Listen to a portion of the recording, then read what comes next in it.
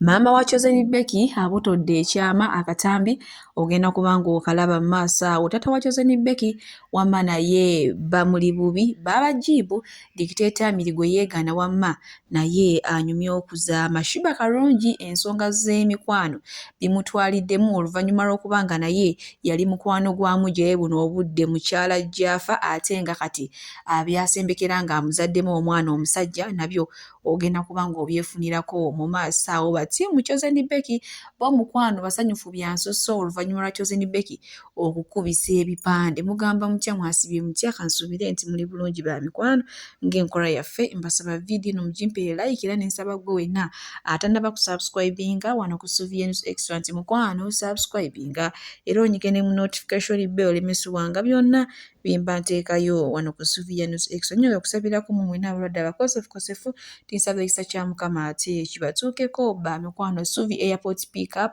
and Transport Service bannange tukola ku by'entambula byonna, tutwala abantu ku kisaawe era tujja abantu ku kisaawe beera bava ebweru. Bambi bamaama bange, bamaama biyumba bakolera mu biyumba, bakadama baani mumpagireko baddiyale siseerera ddala nzibeeyi yanseko obuseko buno obudde bwonna ku nkulozi okubanga olina famire kale bagwe ng'oli wekka ng'oyagala genda mu kyalo toyagala bintu bya kunyigiikiriza kulinnya takisi ng'onaako nze ngenda kubanga ensonga ezo nzikolerako ddala. Munnange kutambula kulaba okudda kunyumya.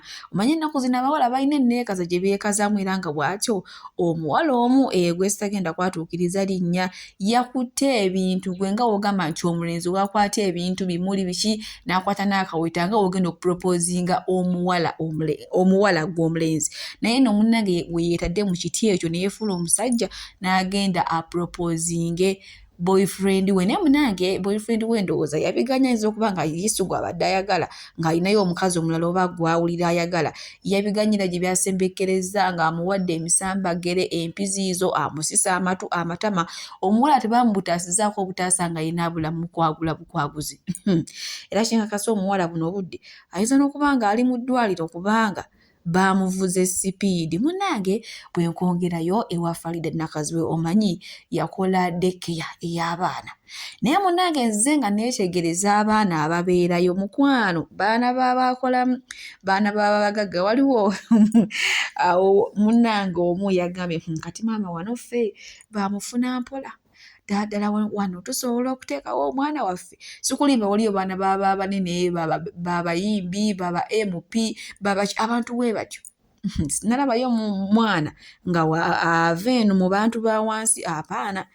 So olunaku lwajjo omwana wa Sheebah Karungi bw'atyo naye munnange gye yasiibye nga w'omulaba awo yenna nga musanyufu anti ali mu kuzannya. So ebifaananyi bino bitambudde nnyo Sheebah Karungi ng'ali n'emujjawe. Munnange no basobola kubeera ba mukwano nfe nanfe Sheebah Karungi noono Mujeeye buno obudde gwe yatwalira omusajja tumumanyi bulungi nnyo promota Jaffa. Munnange ne bagera abantu bagomekeza baga mwewala emikwano omuntu akufa ebyakuza emabega oyo nnyini akubeera ku lusegere kati Sheebah yali mukwano gono agenze mwagalira musajja ate biki naye Sheebah si yeekwana. So mbadde saagala mukitwale bubi ate nga mwongera okumukuba amagi amavundu. Kati nno twali tukyali awo ne bakomyawo ne kano ka vidiyo aka Amiri munnange ex wa Chosen Becky ng'ali ne Professor Sekajja Professor Ju munnange nga bakyali bonna awo naye nga ono omusajja kwe yava ayagala Chosen Becky okyolina omumanya yava ku dictator Amiri empisa gye yali ayisaamu Chosen Becky kubanga ali amutulugunya amukuba amuboggolera ye jjukira ali asula wa Chosen Becky kati nga kwegamba nga amuzaala wanga amujooge ngeri Chosen Becky gye yali yamulaga nti amwagala nnyo naye nga batiimu Chosen Becky basanyufu nnyo mmwe mwenna abasajja abazaalawo abaana b'abaana ne mubazaalamu ne mujja kiwulira. Mrs. Sekajja Rebecca, how are you, my love? I hope you're enjoying your first night as a married woman.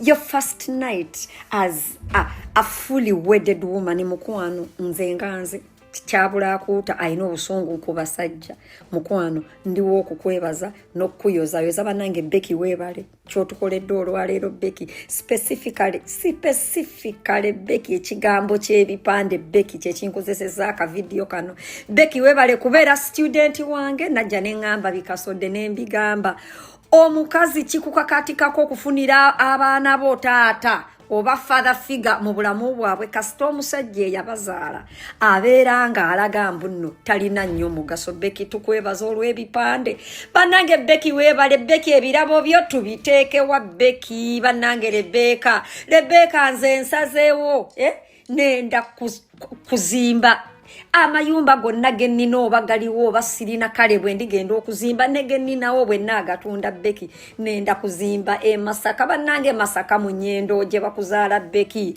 batugambire tusiima bongerwa bazaale ey'abalala. Rebeka mbadde nsaba okkirize mwami Ssekajja tumuweeyo omukyalo ow'ennyongeza. Genda ne muganda wo Ruth kuganja kuba omwami w'oyo asaana omukyala asaana ekirabo nga kya mukyalo ow'ennyongeza. Bannange Beki weebale tukusiimye Beki. Beki 2026 woman MP bakulabirenga ddala abaana b'e Kampala abakyala ffenna tugambe Rebeka Juba. Nange Rebeka kyokoze yo a trend setter pozi abatabaddeeko ku live nzikatiriza kana akagambo. Mwami Ssekajja is a man and a half. Takyusiza mukazi dini n'omukazi naye tamukyusiza dini. Ndiwo okubajjukiza muno the only celebrity in Uganda that has ever done a civil wedding was Bebe Cool. He has been followed by the one and only woman MP chosen Beki Tukwa.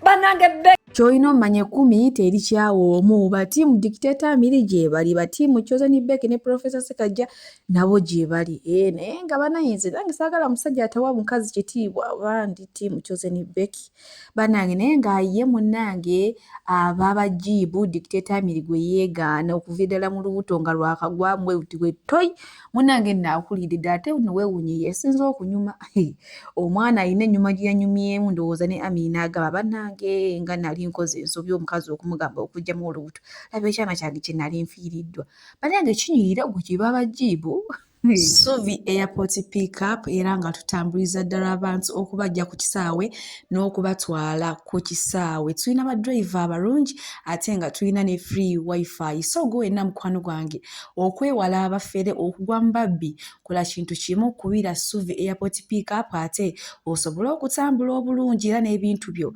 osobola okubituusa ewammwe wamma nga tewali kibiddwako. Tukubireko ku namba z'essimu eziri awo WhatsApp n'okuba direct call tugenda kubanga ate ensonga ezo tuzikolerako ddala. Oba oyagala muzaddewo oba baana bo basengaawo jjajjaawo akusurprising oyagala kusurprisingire ku kisaawe ebyo byonna mukwano wano Suvi Airport pick up tubikolerako ddala. Mukwano okujjukiza weewala abafere kolagana na Suvi Airport pick up.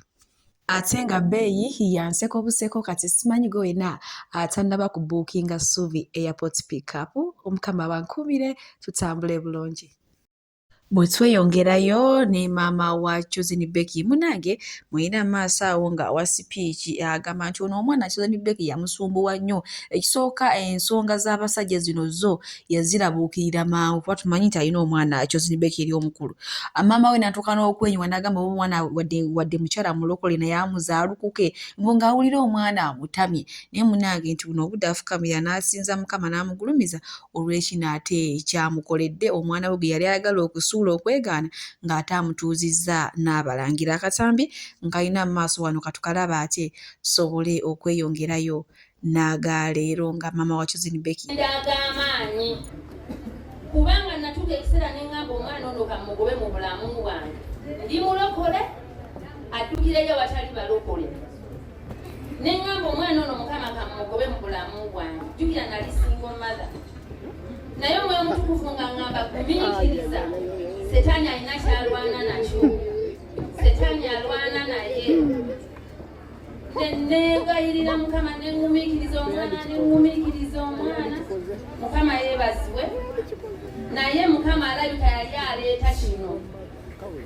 ekyolwaleero kimulaba neebaza Katonda bannagumiikiriza tebyali byamu nagumiikiriza mu maziga naye Katonda nansaasira kati olwaleero Rebeka alikyali olwaleero tuli mu masaji tuli mu saamanya nti omwana nga alibeerako n'embaga bweti kuba twakulira nga tuli bantu bali down nnyo to earth naye neebaza Mukama yeeyo nno ebadde speech ya maama wa Chosen Becky.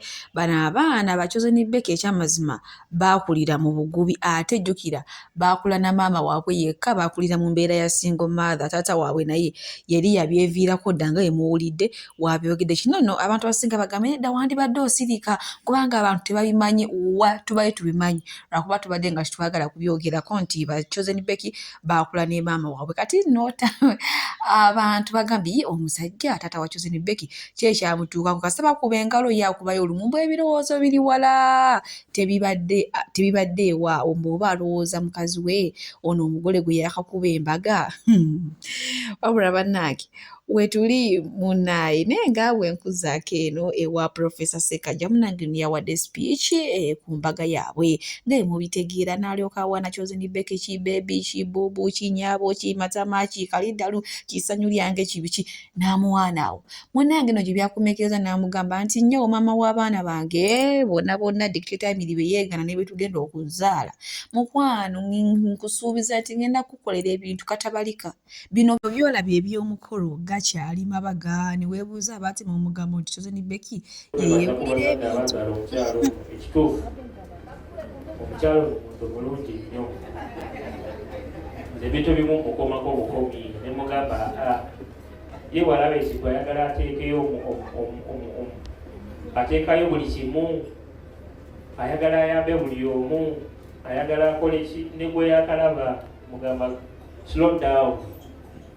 Naye nga mukyala mulungi nnyo si kunze nzekka ate ayagala famire ye, ayagala baganda be. Simanyi oba batimanyi nga bwe nkimanyi naye omukyalo nayagala famire ye, naye atavudde ne ku ye nanda ne ku yange nanda ne ku bantu abatulinaani. Owekitiibwa kanguyita owekitiibwa kubanga mwagala nnyo mazima era nze ndowooza zino embaga kwandula buntu butono nnyo ku bintu bye nnina okukolera. I will do more and more skyline. Bw'atyo Professor Ssekaggya akakasizza Chosen Becky buno obudde mukyala we nti mukwano ku byamulowooleza ebyo eby'embaga bitono nnyo nnyini ddala. Omusajja ye yeewaayo okukola kyonna asobole okulaba nga Chosen Becky munnange amuzza emmeeme Dictator Emily gye yali yamenyaamenya ono omusajja.